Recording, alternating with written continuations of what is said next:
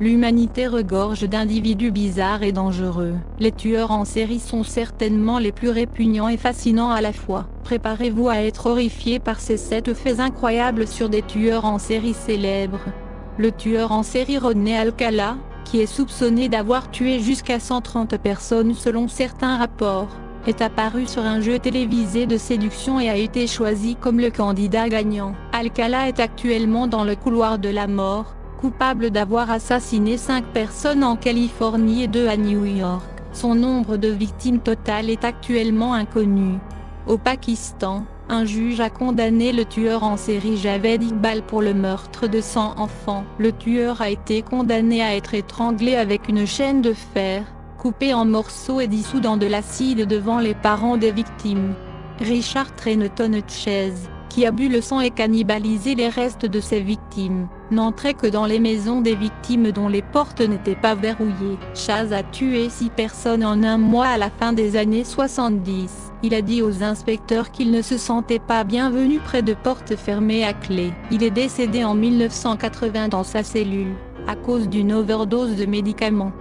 Vlado Tanevski, un journaliste macédonien, a été arrêté parce qu'il était soupçonné d'être un tueur en série. Le journaliste avait écrit plusieurs articles qui contenaient des détails que la police n'avait pas rendus publics, et que seul le tueur pouvait savoir. Son ADN correspond au sperme trouvé sur les victimes. Tanevski a été retrouvé mort dans sa cellule, la tête enfoncée dans un seau d'eau. La police a dit que c'était un suicide.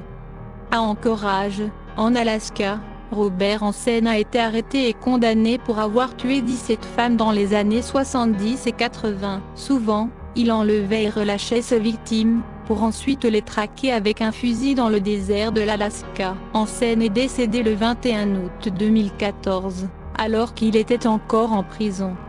En 1970, Ted Bundy a sauvé un enfant de 3 ans et demi de la noyade. Personne n'avait vu le bambin s'éloigner, à part Bundy, qui s'est mis à l'eau pour sauver l'enfant. Bundy a avoué 30 homicides dans les années 70, mais le nombre réel de victimes pourrait être beaucoup plus élevé. Il est décédé sur la chaise électrique le 24 janvier 1989.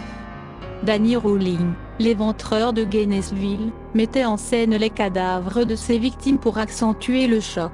Il a laissé la tête d'une de ses victimes sur une étagère, tandis que son corps était laissé en position assise. Rowling a été condamné à mort pour les meurtres de 5 étudiants à Gainesville, en Floride, en 1990. Il a été exécuté le 25 octobre 2006. C'est tout pour aujourd'hui, mais on se retrouve très vite pour rigoler, apprendre et frissonner ensemble.